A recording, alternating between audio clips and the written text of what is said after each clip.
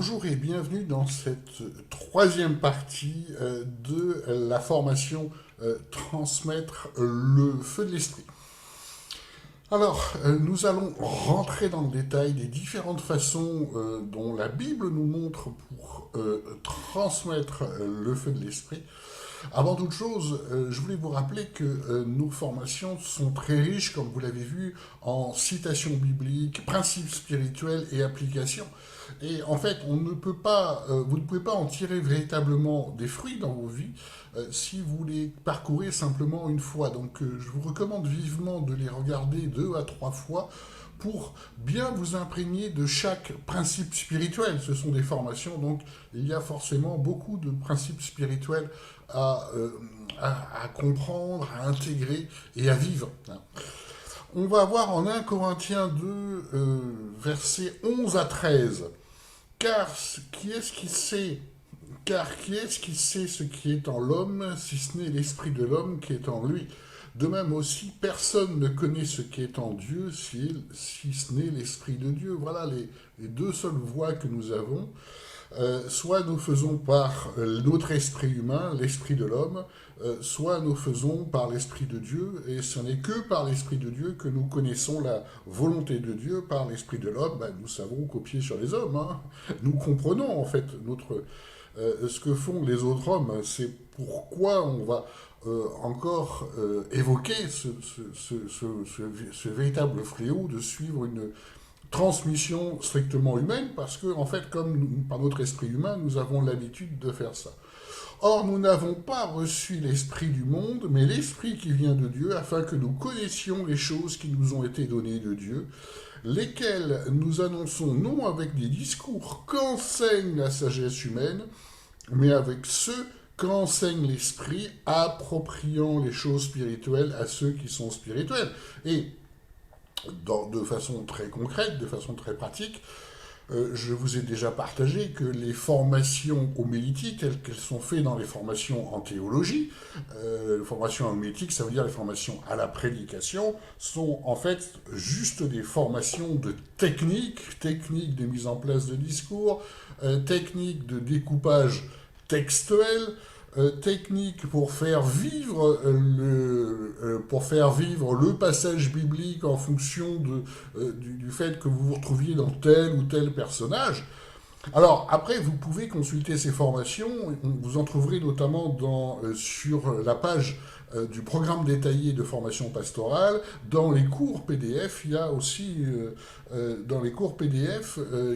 une formation en homilétique. Donc, vous pouvez regarder ces techniques, mais le problème est le suivant, c'est que on peut constater, une fois qu'on connaît un petit peu ces techniques, à quel point ce que nous entendons en fait le plus couramment en prédication vient de ces techniques, tout simplement, qui sont des techniques de présentation de discours, alors que nous sommes censés faire, non pas par les discours qu'enseigne la sagesse humaine, mais avec ceux qu'enseigne l'esprit. Voilà le problème de fond, bien sûr.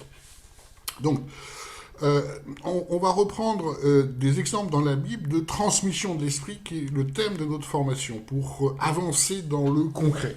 En Acte 10, versets 44 à 46, nous avons un passage avec Pierre. Comme Pierre prononçait encore ces mots, l'Esprit Saint descendit sur tous ceux qui écoutaient la parole, et tous les fidèles circoncis qui étaient venus avec Pierre furent dans l'étonnement de ce que le don du Saint-Esprit étant répandu aussi sur les païens, car ils entendaient parler en langue et magnifier Dieu. Bien.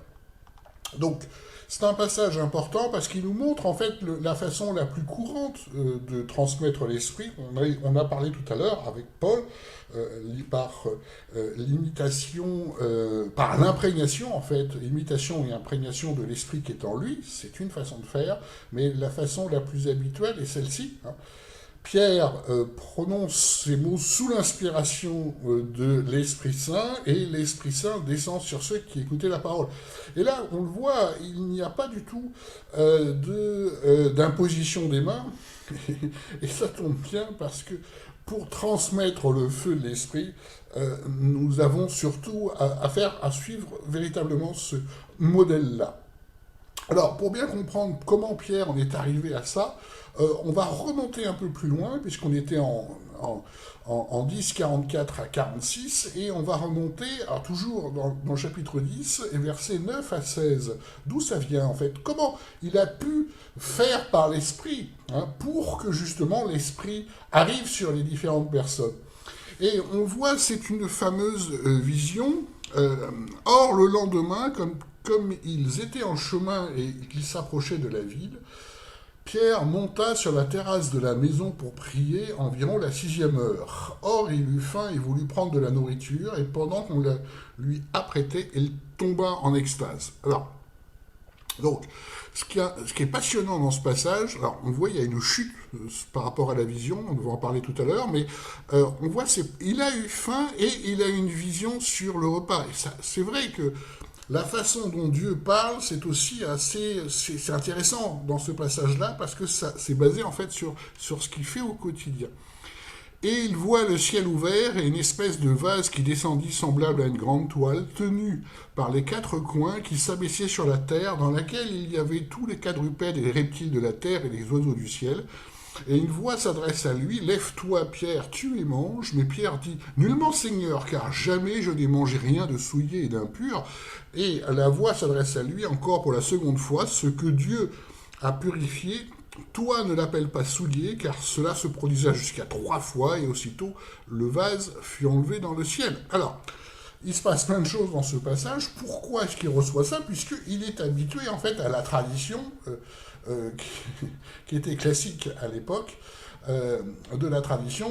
Souvenez-vous, dans l'Ancien Testament, on a les aliments purs et impurs. Donc, pour lui, comme pour beaucoup, le fait de suivre Dieu était équivalent à cette règle qu'on retrouve dans la Bible, dans l'Ancien Testament, qui étaient les aliments purs et impurs.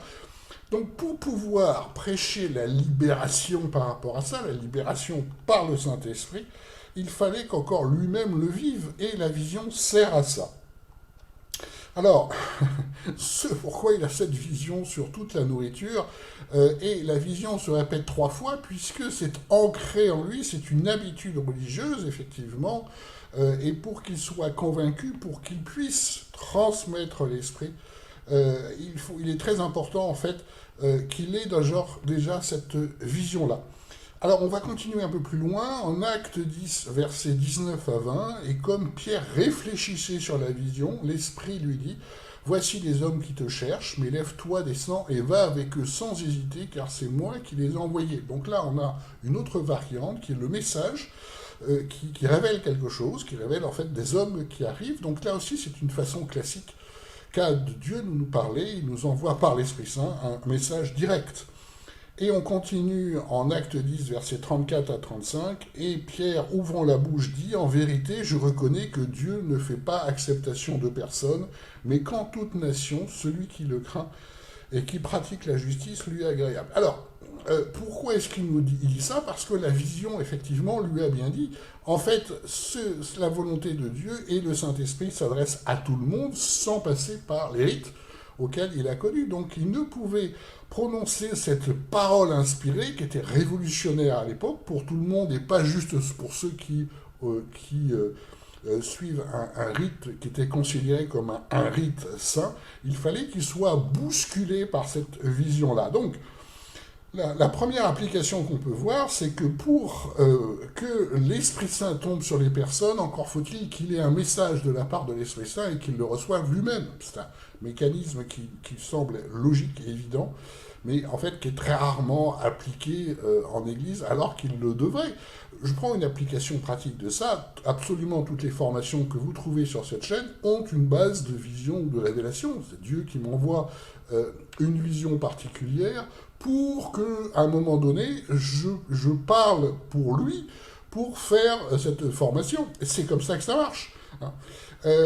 Or, la norme au jour d'aujourd'hui est une norme de on réfléchit à une stratégie, on se dit tiens, elles ont peut-être besoin de ça, tiens, si je faisais une formation là-dessus, etc., etc. Et on se plante complètement, évidemment, parce qu'il y a très peu de fruits spirituels. Hein. Ça, c'est vraiment le mécanisme numéro 1. Hein. Pour ceux que ça intéresse, ceux qui sont destinés à l'enseignement, on a une formation aussi sur alors je l'avais intitulé à un moment, comment prêcher comme Jésus, parce que Jésus, en fait, enseigne de plein de façons différentes, et elle est intitulée, pour la simplifier un peu, comment enseigner selon la Bible, et vous la trouverez également sur cette vidéo, mais c'est, vous voyez, sur cette chaîne, pardon, c'est une de nos vidéos de formation au niveau pastoral, mais que chacun qui est destiné à enseigner peut bien entendu consulter pour sa propre formation. Alors, on peut remarquer aussi une chose. Suite à cette vision en 3D, il tombe en extase. C'est un des rares cas de chute dans la Bible. Hein. Les chutes spirituelles, je les ai vécues aussi dans les mêmes circonstances, en fait. Hein. J'ai eu des chutes. Alors, des chutes spirituelles, c'est suite à un événement spirituel très important, suite à différentes visions et apparitions, dans le même sens, parce que quand vous avez une vision comme lui, il a vu, ce sont des visions qui apparaissent en 3D et qui sont très déstabilisantes, parce que c'est très puissant spirituellement, c'est un contact direct avec Dieu. Hein. Et je me souviens, il y a une fois, j'avais perdu connaissance, une autre fois, enfin, ça m'est arrivé plusieurs fois, et à chaque fois, quasiment à chaque fois, je suis tombé. Après, il y a d'autres sortes de visions, et là, je vous encourage également à consulter notre formation Rêve et Vision. C'est très important d'être dirigé par Dieu, de pouvoir être dirigé par Dieu de cette façon-là. Alors pourquoi je vous parle de ça? Parce que c'est encore un autre exemple de ce que nous montre la parole de Dieu, la chute, le fait de tomber en extase, qui est dû à la puissance spirituelle de ce qu'il vit, de la vision, et qui donne juste après du fruit, puisque il peut donner le message du Saint-Esprit, ce qui conduit au fait que les personnes reçoivent effectivement le Saint-Esprit. Oui.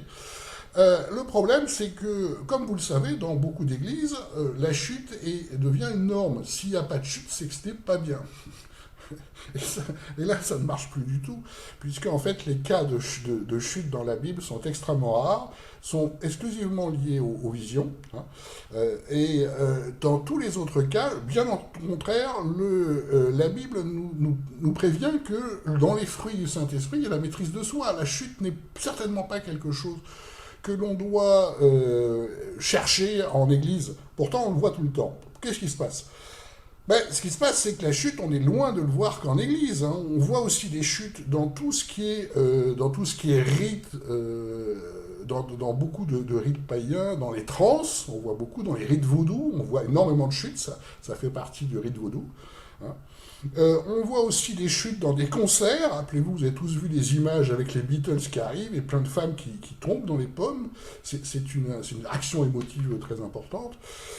Et voilà le problème, c'est que pour faire genre comme si le Saint-Esprit agissait, ça devient une norme dans beaucoup d'églises que les chutes soient considérées comme à rechercher. Et c'est un problème. C'est un problème parce que la Bible ne nous montre pas cet exemple-là. C'est pas un hasard.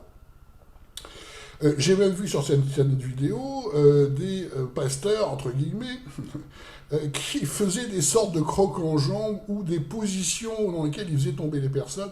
Alors, dans ceux qui témoignent par rapport à toutes ces chutes en répétition, dans les témoignages que j'entends, certains me disent, si vous êtes vraiment serviteur de Dieu, vous ne chutez pas, en fait. C'est vraiment lié au contexte, et je veux bien le croire. Un exemple, voilà, le fait qu'il y ait certains passages dans la Bible où il y a une chute et qui n'est absolument pas une norme, qui est vraiment de l'exception, fait qu'on recherche la chute pour montrer le côté spectaculaire, au même titre qu'on recherche le parler en langue pour montrer quelque chose de spectaculaire qui n'a en fait que une très faible valeur spirituelle. Vous voyez le problème? Parce que si ça se passait vraiment comme ça se passe dans la Bible, et dans certaines réunions de réveil, il y a effectivement des chutes, sauf que ces chutes dans les réunions de réveil donnent lieu soit à des conversions, soit à des mystères, enfin quelque chose de puissant, comme on voit dans la Bible, hein, bien sûr. Hein. Donc on ne peut pas vivre des chutes courantes, habituelles, comme étant quelque chose de très habituel en Église, et ça n'est absolument pas un modèle biblique. Par contre, c'est spectaculaire. Ça veut dire, waouh, t'as vu la puissance de ce qui se passe, et ça pose un problème. Voilà encore un exemple où, comme il est difficile de voir véritablement des vraies manifestations de l'esprit, on va choisir quelque chose qui ressemble, hein, et ça ira bien, et ça fait l'affaire, et on voit plein de vidéos comme ça. Et c'est triste. Hein, c'est triste par rapport à ça, parce que la seule question qu'il faut demander par rapport à une chute, c'est bien, enfin c'est bien. C'est quoi les fruits spirituels? C'est quoi le changement dans la vie? C'est quoi les dons qui apparaissent? C'est quoi le ministère? Et la vérité est de dire que ça change en fait pas grand-chose. Il y a une expérience intéressante, sympa, ce qu'on veut, mais qu'est-ce que ça change dans la vie? Et là, c'est pas un modèle du tout biblique. Hein. Donc il faut être très prudent par ces manifestations de l'esprit tant qu'on le voit. C'est tellement facile, malheureusement, de tomber dans le show, et c'est une réalité. Si vous connaissez bien l'œuvre de l'esprit, vous savez bien ce que ça fait effectivement. Donc, encore une illustration de notre tendance à chercher effectivement ce qui est simple, ce qui est humain, ce qui est spectaculaire, et ce qui n'a rien à voir avec Dieu. C'est notre quotidien de vie d'Église, et c'est une grande tristesse, puisque les manifestations de l'Esprit sont tellement puissantes, elles montrent l'œuvre de Dieu, elles montrent l'action de Dieu. Alors, simplement pour finir sur ce sujet-là, on peut vivre de temps en temps des chutes. Alors, effectivement, dans le cas de libération, on peut avoir certains moments de chute, mais encore une fois, ça doit être rare et exceptionnel, comme la Bible nous le montre. Et le fait que ce soit un spectacle courant habituel, à tel point qu'on organise des matelas, des couvertures pour les femmes et tout ça, ça, c'est très problématique. Ça veut dire que nous cherchons le show, nous cherchons à dire, voyez, c'est pas contestable, il se passe quelque chose. Oui, mais ça ne vient pas de Dieu. Voilà le problème. Alors, encore un autre exemple biblique de transmission de la volonté de l'esprit. En Acte 13, verset... alors, oui, j'oublie quelque chose tout à l'heure sur Pierre. Quand Pierre a envoyé son message, remarquez que c'est le même Pierre qui est appelé Satan quand il agit en fait par raisonnement logique humain. Vous voyez l'énorme différence des deux comportements hein, par rapport à ça. Il fait quelque chose de courant logique et il est appelé Satan parce qu'il ne fait pas la volonté de Dieu. Il se laisse véritablement complètement conduire par le Saint-Esprit. Il fait la volonté de Dieu. Et il y a des fruits spirituels qui sont clairs suite à ça. Et ça transmet effectivement le feu de l'Esprit. Donc c'est intéressant de mettre en rapport ces deux comportements-là. Alors un autre exemple de transmission de la volonté de l'Esprit, on l'a en Acte 13, versets 1 à 4. Or, il y avait à Antioche, dans l'église qui s'y trouvait, des prophètes et des docteurs, Barnabas et Siméon appelé Niger, et Lucius le Lycinéen et Manaéen, qui avaient été élevés avec Hérode le tétrarque et Saul. Saul, c'est Paul. Hein. Comme ils célébraient le culte du Seigneur et qu'ils jeûnaient, l'Esprit Saint dit « Mettez-moi à part Barnabas et Saul pour l'œuvre à laquelle je les ai appelés. » C'est un passage classique qui nous montre à quel point le message de l'Esprit Saint est ce qui déclenche les actions en Église, ce que nous voyons quasiment plus du tout au jour d'aujourd'hui, mais qui est pourtant un modèle vrai que nous utilisons tout le temps dans notre Église, bien sûr. Alors, ayant jeûné et prié, et leur ayant imposé les mains, il les laissèrent partir. Et donc, envoyés par l'Esprit Saint, descendirent à Sélécle, et de là, ils firent voile pour Chypre. Alors, on peut remarquer une chose dans ce passage, on voit bien qu'il y a deux choses qui se passent, c'est l'Esprit Saint agit, l'Esprit Saint parle, il y a des prophètes pour entendre ce que dit l'Esprit Saint et pour transmettre le message, ils partent puisqu'ils sont envoyés par l'Esprit Saint, ce que font les hommes, ils ne font qu'une imposition des mains qui n'a pas véritablement, là, d'action sur leur mission, puisqu'elle a été donnée par l'Esprit Saint. Mais évidemment, c'est pas comme ça que les hommes le lisent. Dès que les différents biblistes et théologiens ont lu ce passage en disant « voilà une méthode qui nous plaît », et c'est pour ça qu'on retrouve à peu près dans toutes les églises le fait d'imposer les mains pour, d'après ce que disent les commentateurs, transmettre l'autorité qui a été donnée à l'église. C'est pas le texte du tout. Hein. Pourquoi? Parce que là, en fait, cette imposition des mains, on le retrouve dans un autre passage, et c'est Jésus. En Marc 10, versets 15 à 16, voilà ce que Jésus dit. « En vérité, je vous dis que celui qui ne recevra pas le royaume de Dieu comme un petit enfant n'y entrera point. Et les ayant pris dans ses bras, il les bénit en posant les mains sur eux. » Jésus nous montre que le fait d'imposer les mains est une simple bénédiction. Et c'est évidemment ce qui se passe dans le passage. Rien ne les interdit de leur cette imposition des mains pour les bénir. C'est pas cette imposition des mains qui leur donne une autorité, c'est le Saint-Esprit. Vous voyez, deux choses différentes. Et la façon, bien entendu, habituelle de lire, c'est de dire, ah, vous voyez, il y a vraiment une transmission d'autorité qu'on ne voit pas, qu'on ne voit absolument pas dans ce passage-là. Voilà un exemple parmi tant d'autres de la façon dont les méthodes humaines sont utilisées à la place de la transmission de l'Esprit Saint et à la place de ce que nous montre la parole de Dieu. Nous allons examiner d'autres passages dans la Bible sur ces questions d'imposition des mains.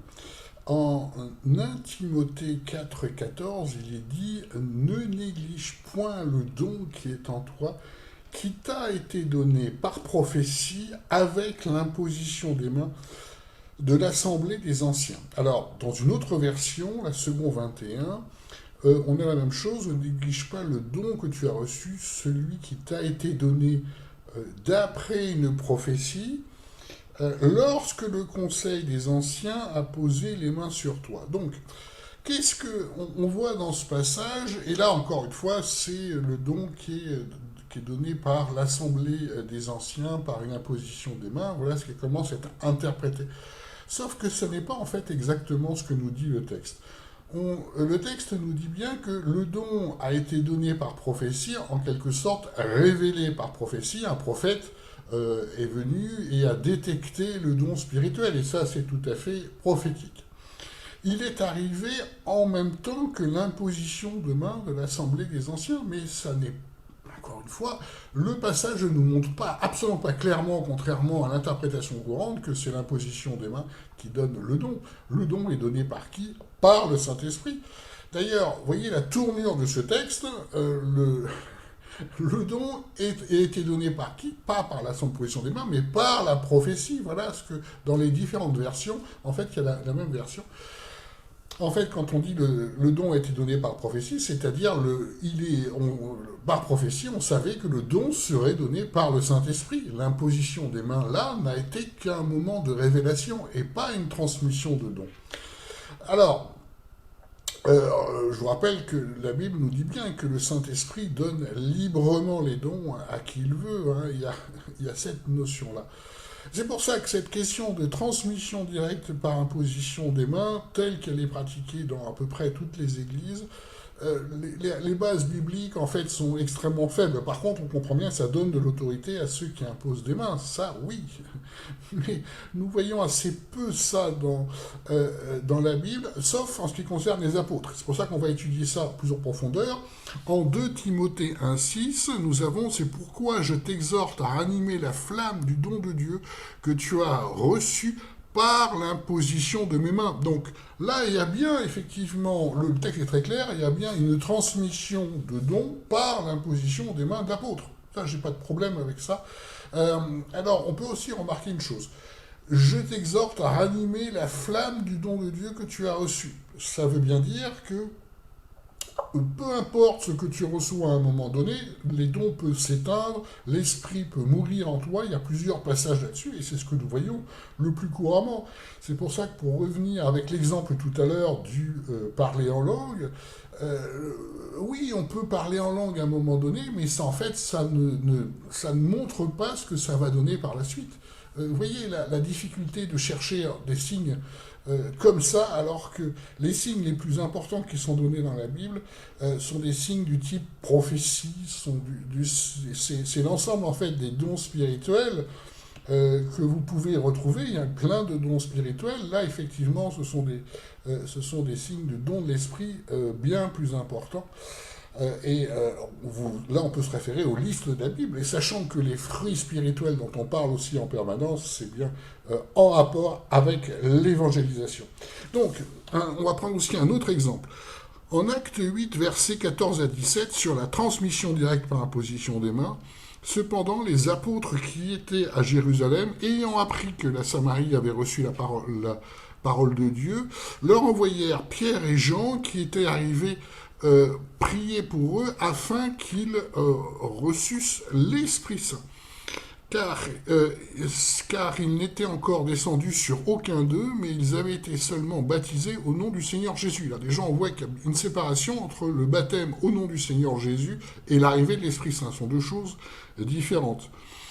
Alors, il leur imposait les mains et ils recevaient l'Esprit Saint. Donc là, il y a bien une transmission, mais une transmission qui se fait effectivement par des apôtres. Hein. On rappelle quand même que dans la Bible, les 12 apôtres ont un rôle extrêmement particulier.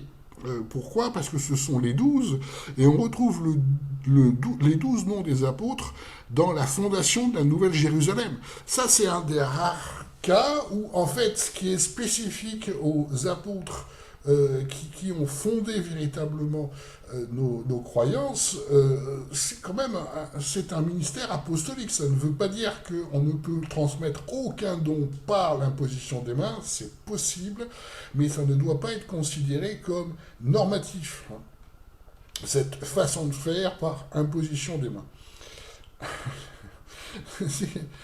C'est pour ça que c'est important de s'être, dans ces exemples-là, d'examiner en profondeur la parole de Dieu avec l'Esprit Saint pour vraiment voir ce que Dieu veut nous dire à travers ça. Et on le voit, mais dans tous les passages, c'est la même chose.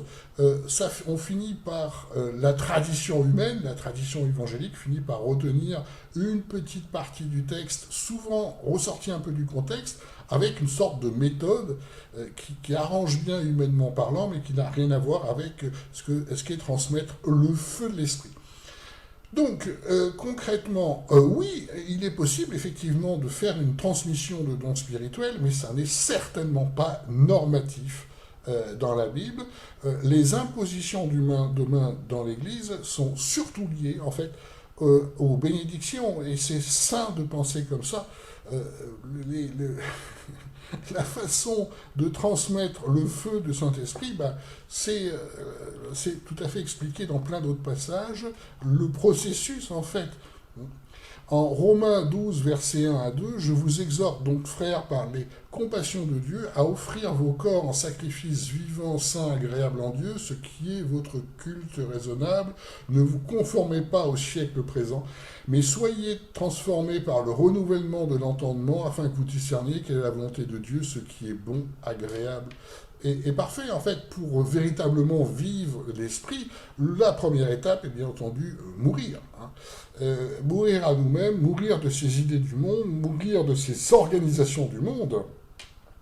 Et le fait qu'on ait une organisation qui ressemble aux transmissions d'autorité dans l'Église telle qu'on le voit dans le monde pose problème. Hein, parce que la logique de Dieu n'est pas la logique des hommes.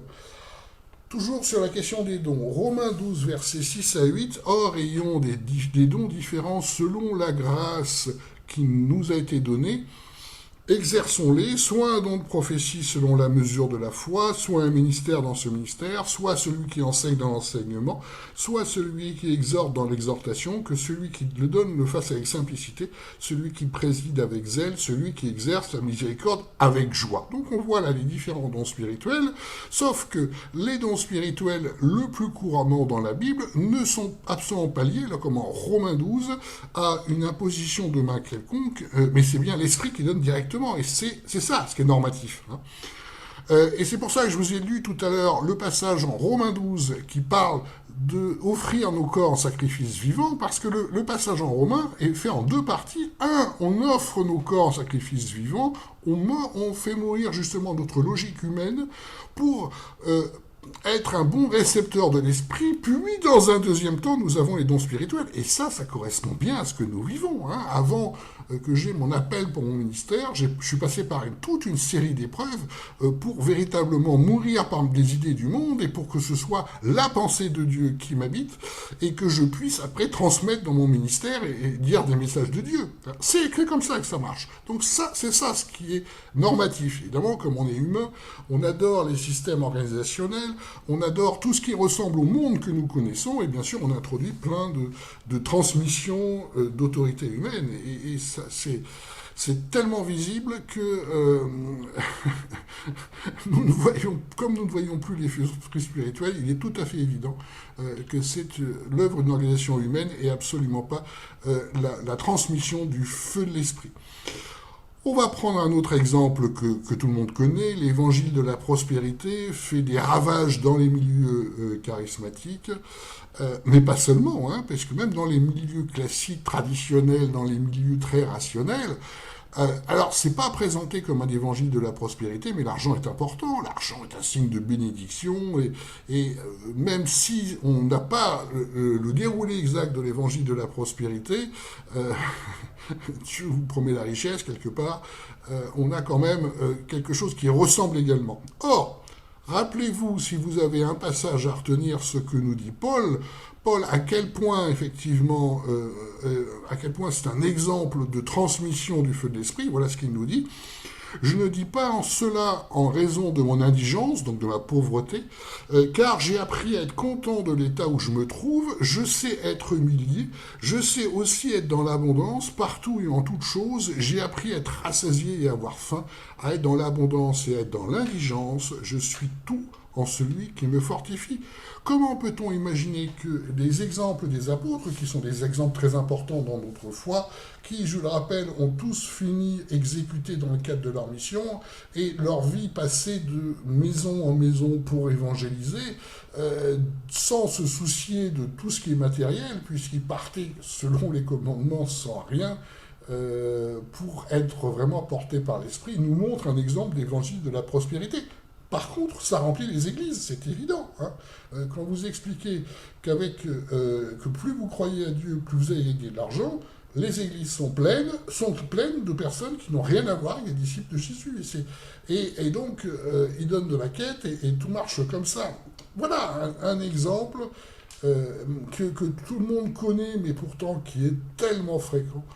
D'un fonctionnement humain qui est parti sur, bien sûr, une déviation de la parole de Dieu, mais il y en a d'autres.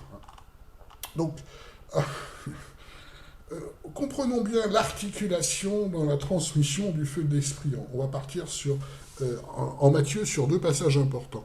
En Matthieu 10, 20, car ce n'est pas vous qui parlez, mais c'est l'esprit de votre Père qui parle en vous. Là, voilà, c'est la façon dont Jésus équipe les apôtres, et ce passage-là en particulier, ce verset-là en particulier, il le dit à un moment donné où les apôtres vont avoir besoin de se défendre, vont être attaqués, vont parfois être jugés, être persécutés, et il le dit bien, ne vous inquiétez pas, parce que même quand vous serez agressé, attaqué et poursuivi, parfois en justice, ce n'est pas vous qui parlez, mais c'est l'Esprit de votre Père qui parle en vous.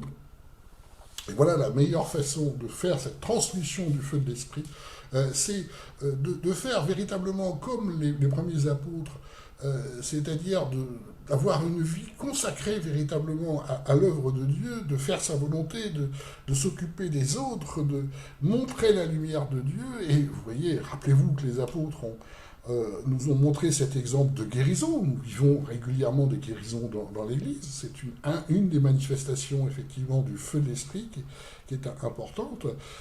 Ces exemples des apôtres est un exemple extrêmement édifiant pour nous. C'est pour ça que nous avons étudié en particulier le fonctionnement de Paul pour cette transmission du feu de l'Esprit. Tout le but, c'est que véritablement, ce soit Dieu qui brille en nous, comme l'a rappelé Paul à de nombreuses reprises, pour que ce soit lui qui fasse et non pas nous qui fassions. Quand c'est nous qui faisons, par mimétisme, en fait, on l'a vu dans la tradition humaine, on fait ça parce que les autres le font, nous ne faisons que des catastrophes par rapport à Dieu et nous ne faisons certainement pas le bien. C'est pour ça que nous devons véritablement discerner cet aspect-là. Un passage aussi très important que tout le monde connaît, mais malheureusement qui est si peu appliqué, en Matthieu 28, versets 18 à 20. Et Jésus, s'approchant, leur parle, disant « Tout pouvoir m'a été donné dans le ciel et sur la terre. Allez, instruisez toutes les nations, les baptisant au nom du Père et du Fils et du Saint-Esprit, leur apprenant à garder tout ce que je vous ai commandé. Et voici, moi je suis avec vous tous les jours jusqu'à la consommation du temps. » Alors, on avait insisté sur une phrase, leur apprenant à garder tout ce que je vous ai commandé. c'est pas très bien compris, tout ce que toujours pareil, tout ça, c'est le feu de l'esprit. C'est pas on va pas leur apprendre les versets bibliques par cœur, ça n'est pas une leçon. En fait, la seule chose que nous avons à faire, c'est d'agir par l'esprit pour leur transmettre en fait le feu de l'esprit, parce que ça n'est que dans l'esprit où ils peuvent garder tous les commandements, puisque c'est le rôle de l'esprit saint. C'est pour ça que l'évangélisation est en échec total dans la plupart des églises, tout simplement parce que ça ne se fait que par l'esprit. Voilà voilà la transmission du feu de l'esprit par l'évangélisation, tout se passe par l'esprit, et j'en profite pour dire que nous avons dans notre chaîne YouTube et notre formation pastorale plusieurs modules sur l'évangélisation que vous trouverez facilement, tellement c'est important, tellement que Dieu, dans cette transmission du feu de l'esprit, nous appelle véritablement à mourir, à faire sa volonté. Revoyons vraiment tout ce que nous ont montré les apôtres, notamment dans les actes des apôtres. C'est tellement édifiant et ça montre vraiment comment Dieu veut que nous agissions. Merci d'avoir suivi cette vidéo. Si vous l'appréciez, merci de mettre un pouce bleu, ça nous encourage. Et vous pouvez tout à fait vous abonner à la chaîne pour recevoir les autres vidéos. Je vais terminer par une prière parce que je sens que c'est un message en fait très important. Seigneur, merci de m'avoir donné toutes ces visions pour que je puisse transmettre ta volonté, pour que je puisse aider à en équiper d'autres. Merci pour tout ce que tu as fait. Merci pour toutes les bénédictions que nous voyons dans notre Église, tous les fruits spirituels que nous voyons, tous les témoignages que nous voyons. Merci pour tout ce que tu as fait pour justement que cette chaîne vidéo puisse être un centre de formation pastorale virtuelle, pour que chaque disciple puisse être équipé par toutes ces vidéos. On voit que tu fais vraiment le bien et tu nous montres à quel point ton chemin est un chemin extraordinaire, est un chemin de foi, est un chemin où nous sommes en permanence émerveillés de tout ce que nous voyons. Mais pour cela, tu nous demandes très clairement, à tout moment, de nous débarrasser de tout ce qui vient du monde. Aide-nous véritablement à être dans ta volonté, que les quelques feux spirituels qu'il y a dans le monde puissent être plus brillants, qu'il y en ait d'autres et qui puissent être allumés, que ceux qui commencent à s'éteindre puissent être rallumés, qu'ils voient leur flamme, frère, pour qu'enfin repousser tout ce qui nous vient de l'adversaire et tout ce qui envahit malheureusement les églises, pour que ce soit vraiment ta lumière qui brille sur le monde. Amen. Au revoir.